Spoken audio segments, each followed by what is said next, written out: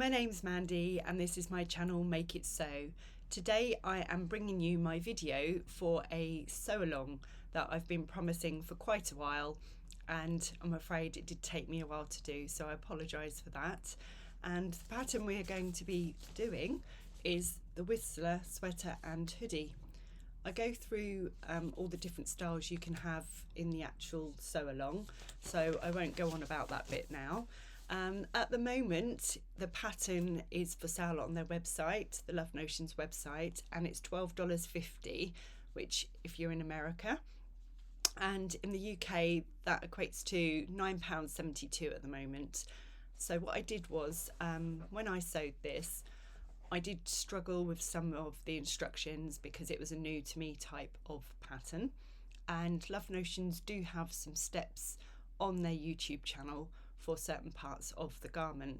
I did search for sew alongs and there weren't many there, so I reached out to Temi Mayers of Love Notions and just asked if she would mind if I'd do one, and she said that was fine. So I bought this fabric from Pound Fabrics, and it's a French terry, and it cost £9.50 a metre. So I bought 2 meters in order to make the sweater top. So you will need more if you need to lengthen it, or if you do the tunic or dress version. But it was a lovely fabric to sew with. It's, of course, if you don't know me already, my favourite colour is purple, so it's perfect colours for me.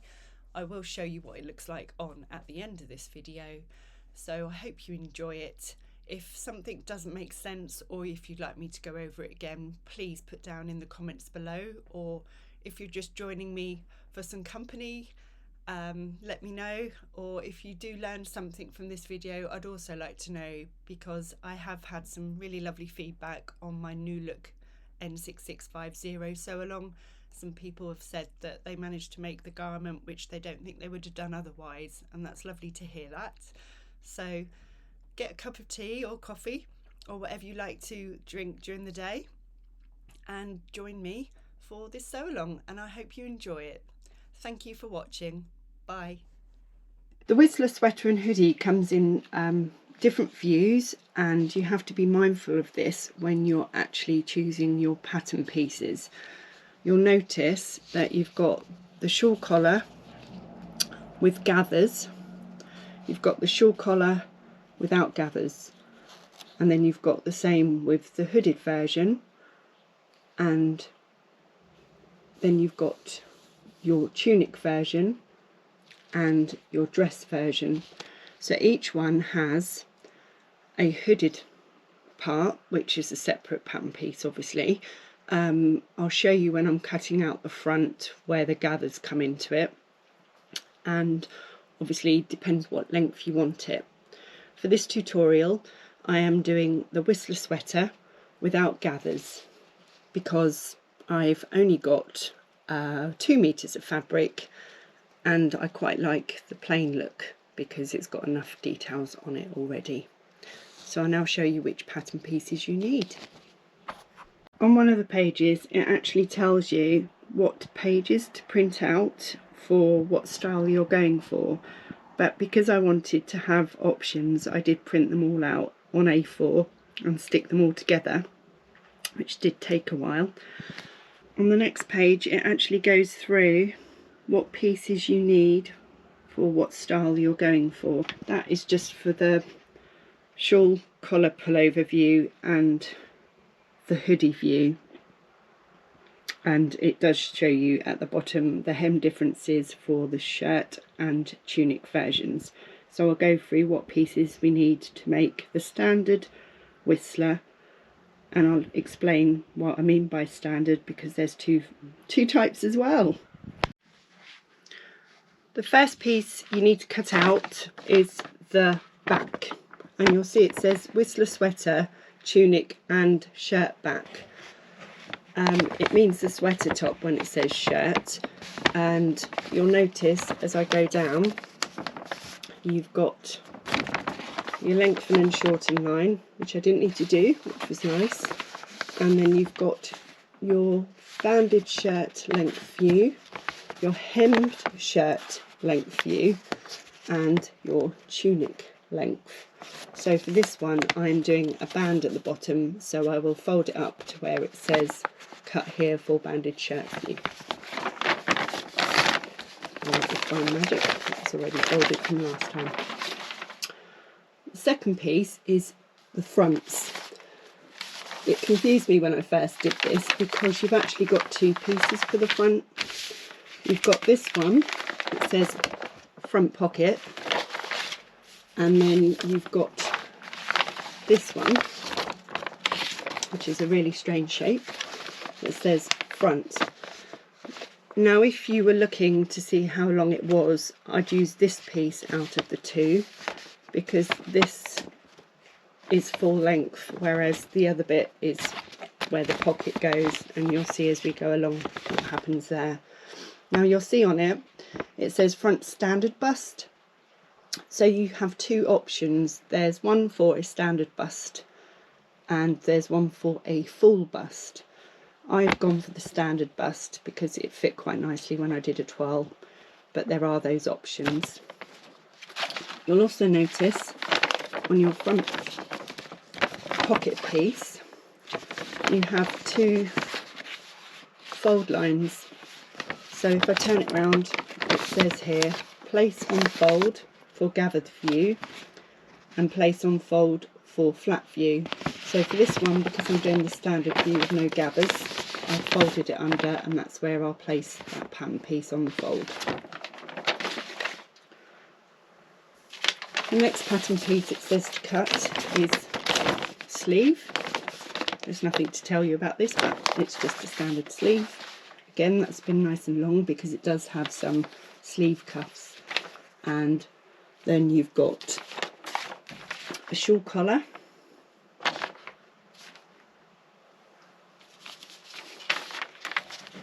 a bottom band, and two cuffs. So I'm now going to lay them out on my fabric and cut them out. I've got my first two pieces laid out, so I've got a directional print with this one. You'll see hopefully from here, and I can show you later on, that it's got some like shooting stars, and I want them to go upwards like I've seen on Pound Fabric's website. So that means, luckily, how this back's set out where the fold is, I can actually have the pattern printed side up, so I can still see all the notches. And then I've measured for the grain line on the front standard bust piece, and I've made sure it goes in the right direction for when it's on my top. So I'm going to cut those out, and then I'll get the other pieces laid out. On your front piece you'll notice that there are two little plus signs. That's really important you mark these, because that is to do with the placement of the front pocket piece. Again, that will make sense later, but I just wanted to make sure you mark them. So I've got all my pieces cut out. So for the shawl collar pullover you need to cut one back on the fold, and I've done that at the banded shirt length. That's that one done. Next it says cut two fronts, which is this funny looking piece, and I've also marked where those crosses are with some thread, because they are really important and I can see me messing that up if I use a pen. So that's two of those. Then it says cut two sleeves, which are these pieces. There's markings on there for your back of your sleeve and the front of the sleeve with one notch, and you've got your centre arm notch as well.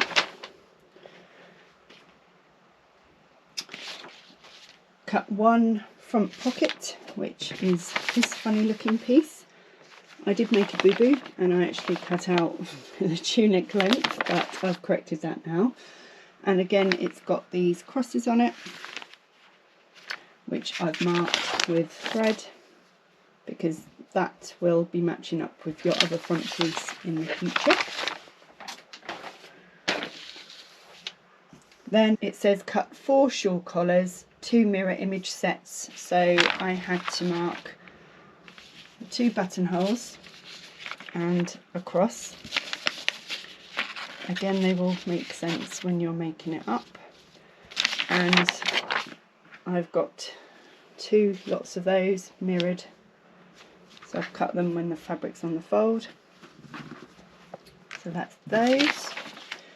And then 1 bottom band, which was cut on the fold, and 2 sleeve cuffs, which I had to play fabric Jenga with because I'd cut my other bit too long, so it only just fits into 2 meters for my size. There is a page that goes through shortening and lengthening, and there are lines on the pattern, but like I said, although this is drafted for a 5'5", I'm 5'8", and I've managed to get away without lengthening it, which is really good. I'm going to be sewing this up with some Maraflex, which is a stretch fabric from Goodsman, and I increased my stitch length to 3, and I'm also using a stretch needle because this is stretch fabric. You can do it on an overlocker, but you just have to be mindful when sewing the pocket up because you have to pivot quite a bit. So here we go. Step 1 says align shawl collar pieces right sides together and stitch top edge, repeat for the collar lining. So I'm going to sew that and then I'll show you what it's meant to look like. Just for reference, so you know what the top edge is, I just looked at the shape of the pattern cutout. So I've got it exactly the same as the diagram. So you'll work out that the top edge is where the buttonhole markings aren't. I've done my 2 pieces here along the top edge. The buttonholes are down there. And so I know which bit is my lining. I've marked a little X on it so I don't get confused. Step 2, you have to align the shawl collar and the lining right sides together and stitch the curved edges. Then you have to turn the collar right side out, press and top stitch sewn edge if desired. Now it does help if you top stitch it because it stops the collar rolling. So I'll do that next stage bit by bit and show you what I'm doing.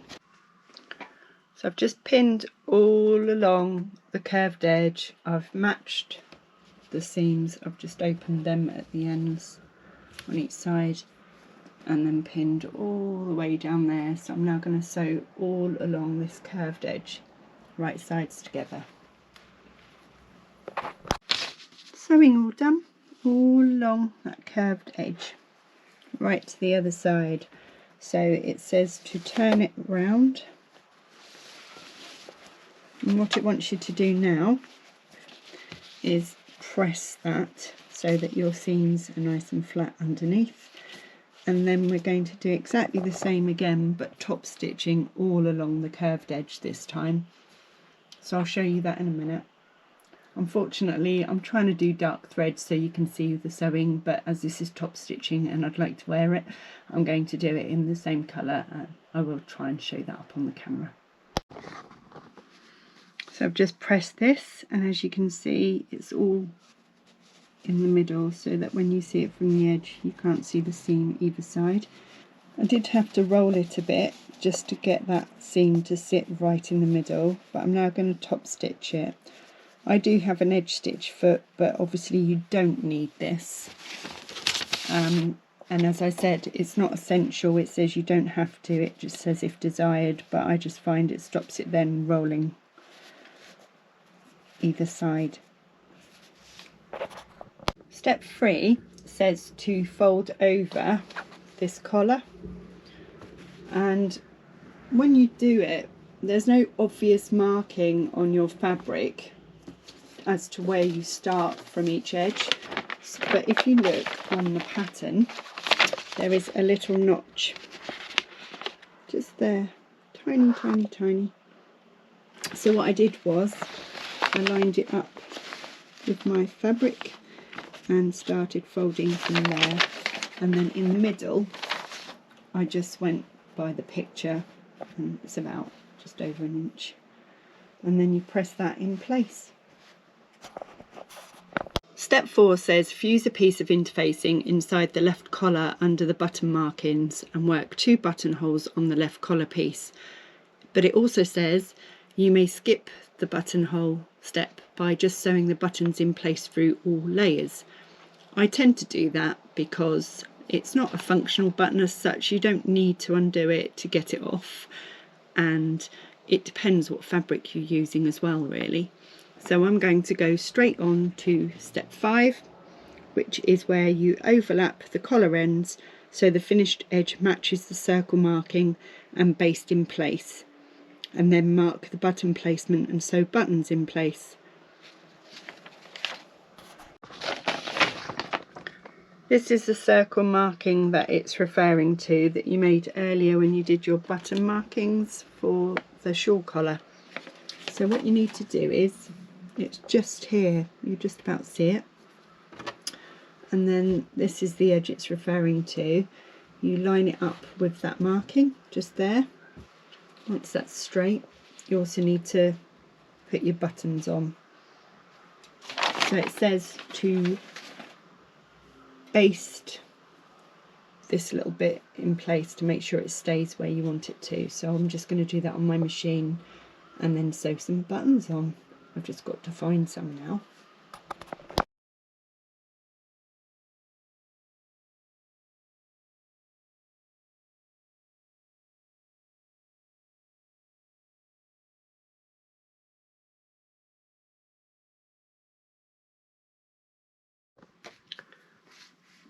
Step 6 is if you're doing the hooded version, so you don't need to do step 6 or 7 if you're not doing a hood.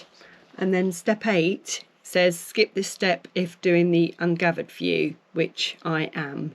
So we're going to go on to step 9, where it says align collar to top of front pocket piece and stitch or serge right sides together. So I'm going to do that bit next, and I'll show you how it's set up before I sew it. So stage 9 is align the collar or the hood to top of front pocket piece and stitch or serge right sides together.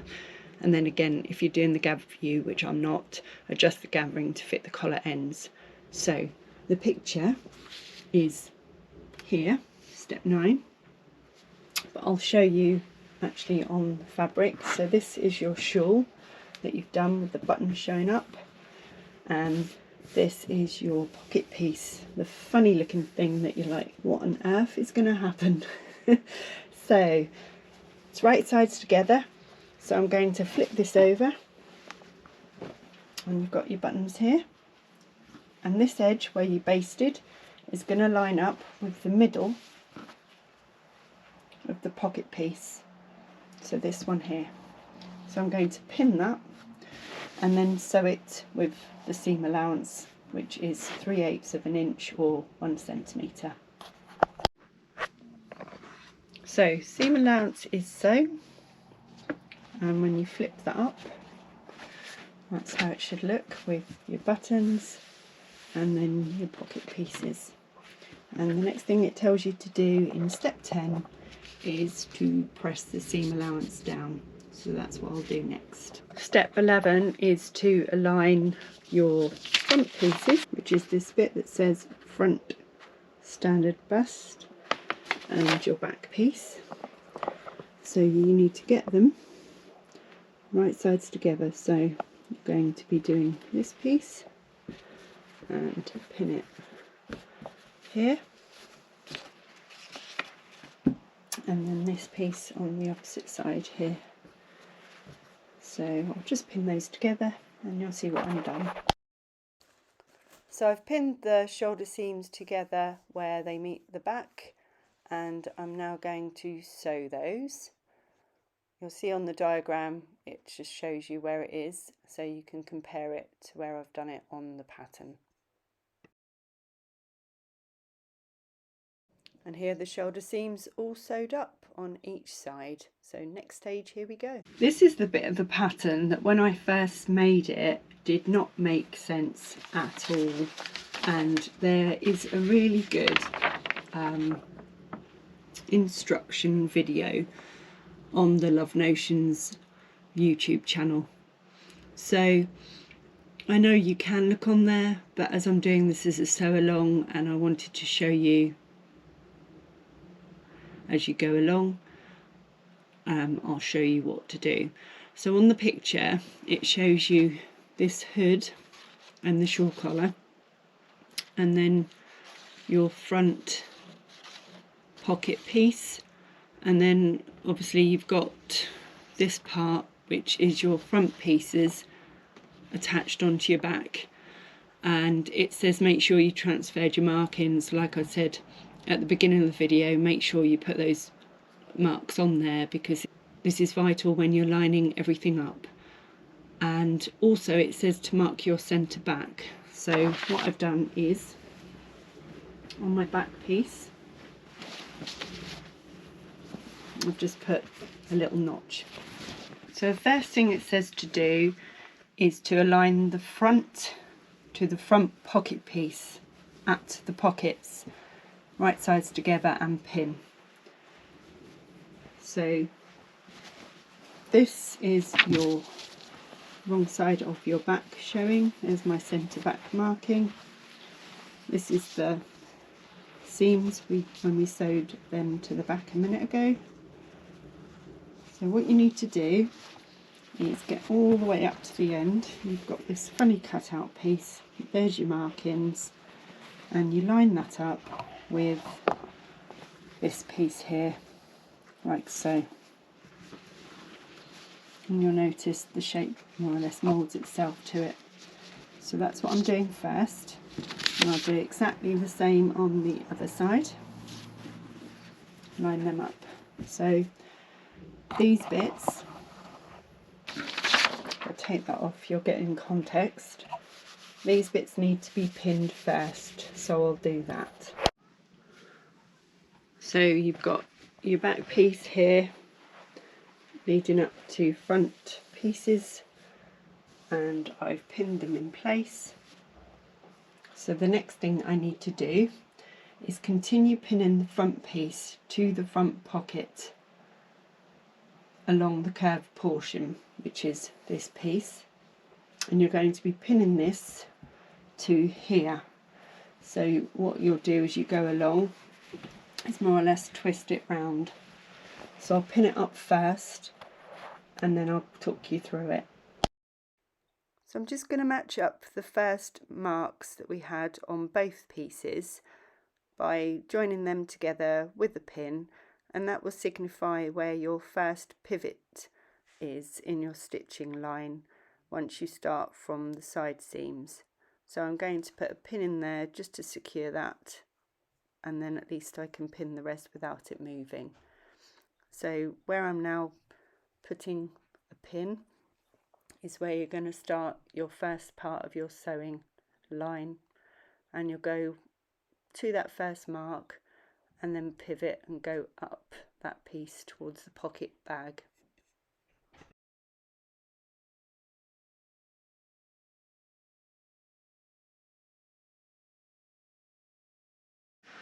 So this is where it can confuse, so I'm hoping that you can get a nice clear view of what I'm doing. This is where your markings are on both pieces, so I'm matching them up first there, and I'll put a quick pin in there just to make sure it's there. And then you need to continue going up towards your collar. So I'm going to grab this piece and literally swivel it round like this, and what you'll do afterwards is clip it, because that's going to be like a curve would be, so it won't sit very well. And then I'm just going to pin all the way up here,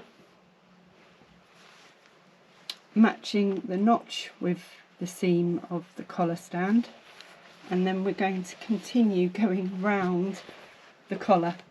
So I'll show you how I've pinned it once I've done that. If anyone wants me to show that again in more detail, please put in the comments below, and I'm more than happy to do another short for you. So this is what it will look like on the right side once you've sewn it, and that'll have that curve that the pattern does, but it's going to probably look really messy. But this is how it looks at the moment. So that's where I pivoted it and went up, and I've gone right up. I've matched the notches with the seams, and I've gone right up to where the centre back is, just to show you. This is why you have to mark the centre back, because you're matching the seams where the centre of the collar is with the centre back. And then I've got to do exactly the same on the next piece. So you need a lot of pins. Hopefully this will make sense in the camera. So I've pinned up all along the edge, up with those pocket pieces, down, and then you pivot. You'll see when you're going around here, you need to make sure that you catch that all in, because you're going around a funny curve. And then I've gone all the way up, matched the notches with the shoulder seams, all the way around the back of the collar with the centre back marked like I said, and then all the way down again, so that you've matched all that edge, and then gone down to this pocket piece again, and across and across. So we're going to sew all the way down and all the way round and all the way down here, and I'll show you once I've sewn it. That bit of sewing does take a little while, so I've sewn from the edge across, pivoted at the corner, gone down, which is your pocket bag, across and up, and then where you've pivoted you'll see there's a little tuck, and this is why they get you to clip it, which I'll be doing next. And then, excuse the shadow, the lighting in this room is terrible. I've gone all the way round, put that all right sides together with the collar stand, and then down you'll see again a little tug that needs clipping, and then your next pocket bag, up and across. So the next thing you have to do is clip inside. It says step 13, if desired use a serger to finish the raw edge. For this I'm not going to, because it doesn't need it with the Maraflex and this doesn't fray. It says clip into the inside corners and right below the centre front yoke circled in pink. So this is the instructions, you'll see. So on the actual pattern piece it's here, so I will just do a clip there and here, here and here where it's tugging. So I'll just do that and you'll see the difference. You'll see the difference hopefully now I've clipped into that part. It's not tugging anymore. So when you turn it inside out, that will look really good.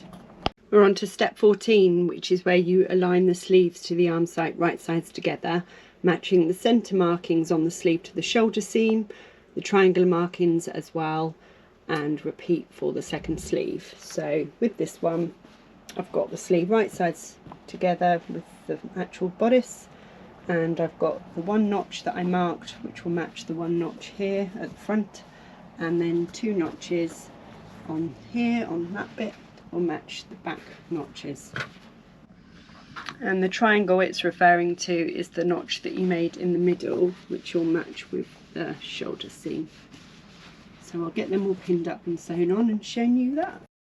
I'm just showing you where you flip over the front bodice to the back bodice, matching at the seams where you joined the sleeves onto the bodice, and also down the sides you have notches that you match and sew all the way up the front and back pieces and all along the sleeve.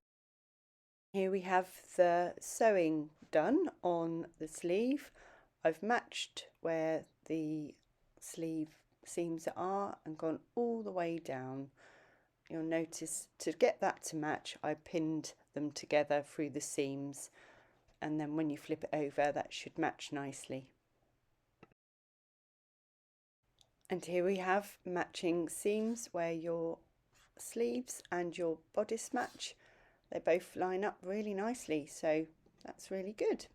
So now we're on to the cuffs for the sleeves and the bottom band. Step 17 says to add the cuffs, align the short edges right sides together and stitch, and then turn the cuff over onto itself with raw edges and wrong sides together. So I've got the cuff pieces here and my sleeve end. I've worked out where the short edges are, and I'm going to fold them right sides together and sew all up the edge there. So that's the cuffs sewn up the edges, the short edges. Another way to tell the short edge, I measured it, but you've actually got those notches that you made earlier on the pattern, which are indicated, if I show that how it would be on your fabric here. And I've also written short ends so I don't get confused. So they're now sewn up, and the next thing you've got to do is turn the cover over onto itself with the raw edges and wrong sides together. So that is just doing that, because it's going to be half the size it is at the moment. So once you've done that, this is where you're going to slip it onto your sleeve hem and match the seams on the sleeve with the seams on the cuff, and stitch or overlock serge the cuff. I'm just going to talk you through that bit because this is a directional print, and when I sew it I don't want to then turn it inside out and they don't go upwards, because I want them going up like the rest of the fabric on the pattern. So I'm going to leave that one like that and match it up all the raw edges and sew it. Sometimes what I do is I'll put pins where the notches are, and I'll also then fold it in half where those pins are, here and here, and put a pin each side as well. And then on the sleeve I'd do exactly the same. Obviously the seams are where one of the pins will go, but I'll pin it opposite and then match those together and pin each side opposite again. So there's 4 pins on the sleeve, 4 on the cuff, and then we know they're going to fit nicely. So I'll just pin it and then I'll show you what I've done. So this is the cuff, and I've got the 4 pins. So I've got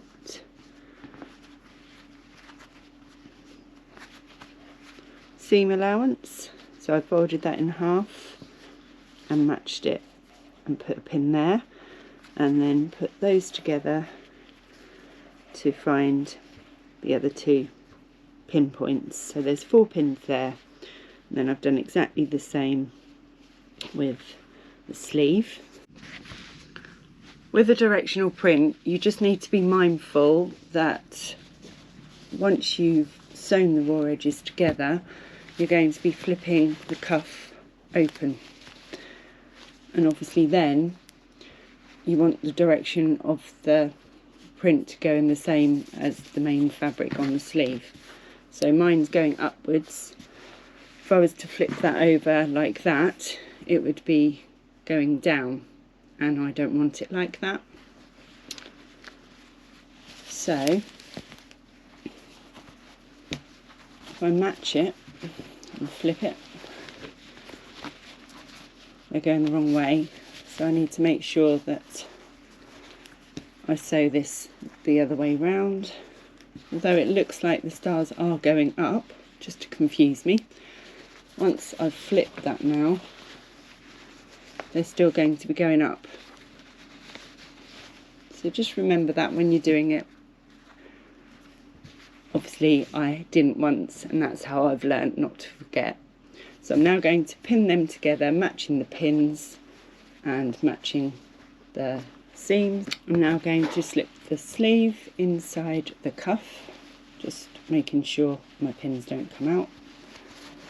I'm going to match the sleeve seam with the cuff seam, making sure that I match the lines up, because when you turn it inside out that will show. And then match the other 3 pins and sew all the way around on both sleeves. So I've pinned it, but you'll see obviously there's this gaping bit in between because it's stretched at the end of the day. So you can either go over to your overlocker, serger or normal sewing machine and stretch it as you sew it. If your free arm is small enough to fit that cuff round, then you can stretch it. But what I do is I actually stretch it and pin a bit more. I'll still be stretching as I go, but it's just to keep it a bit more secure. So I'm now going to go and do that. So there's the seam done. So you've got the sleeve inside the cuff, and then all you do is pull it the other way and you've matched your seams up, and it goes nicely all the way around, no tucks. That did fit on my free arm, so I was able to stretch it as I sewed, as well as having the pins there as guidance. So we're on to the bottom band now, and then we're done. So we're on to step 17, we're nearly there, and it says to add a bottom or banded bottom instead of the hem button. Align the short ends of the bottom band right side together and stitch. So this is my bottom band piece, so I'm going to fold it over and match the short ends, which are obvious on this pattern piece, and sew that together first, and then we'll read the next part. So I've done the sewing along the side. You've also got these notches that I've matched in the middle of the bottom band pattern piece. So now what it wants you to do is turn it over onto itself with the raw edges and wrong sides together. So it basically means folding it in half. So these are your wrong sides together and these are your raw edges. So I'm going to do that first. So I've turned it over onto itself, so it's now half the size it was. And this does actually tell you to mark quarter points on the band as well as the centre front and centre back on the top. So it's similar to what I just did with the cuffs. So I've put my pin already in my side seam and I've folded it so that the opposite side I can pin, and then what I'll do is again I'll match those 2 markings and that'll work out where my other 2 points are, and I'll do the same on the top, and then we'll be pinning the band onto the top. We've got the same issue as before in that I've got a directional print. So how I've folded it at the moment, because I'm going to be matching the raw edges, if I was to then sew that and flip it over, you'll see they're shooting downwards rather than upwards. So I just need to check the direction, and if I flip this the other way round, so now they look like they're matching and going upwards, and when I flip it the other way that will actually be going upwards. It does get confusing sometimes with directional print, but you just have to flip it and check for yourself. So I'm going to put that together now and sew it up, and then we're done. This is the side seam of the band, and this is the side seam of the bodice. So I stick a pin through both of those seams, and then opening up the seam on the top, I get the pin and I go directly through the same line marking of where the seam is, and make sure they're level, and then pin that. And then when you're sewing it and you flip it out, those lines should line up nicely. On the pattern piece it says to just match those 4 points and then stretch as you go when you're either overlocking, serging or sewing. But I do tend to pin the whole thing just to make sure that it's equally distributed. And what I normally do is between the 2 of the 4 points, once I've pinned those, I would then stretch it, because you need to, because the band's smaller, which brings it in at the bottom nicely. And I always go to the middle of that stretch point first and pin it, and then work my way either side just to make sure it's equal. So that's ready to sew now. So here we have the bottom band all sewn on, and all you have to do now is flip it round and you'll see my stars are pointing upwards. So I won't do this for the video, but it's a good idea to finish off this seam, because although it doesn't fray, it can get a bit messy, but I just think that looks lovely. So you'll now see the finished item, and I'll put it on in a minute to show you what it looks like on. Here we have it. One Whistler sweater. This is where your gathers would be if you'd done the gathered version, but I just like it as it is. And here's your bottom band. All done. Here we have the finished Whistler top. You'll see what I mean about the length, because I'm 5'8" and this is designed for 5'5", so I think it is designed to sit quite low. So you might want to consider that if you're shorter than 5'8" and you don't want it too long, bearing in mind you have a tunic length version and a dress version. So it's lovely and long on the sleeves. I've done nothing to this pattern whatsoever, so it's good for me for a change not to have to do that. So I will show you the pockets and your shawl collar, and I'll do a little catwalk as I always do.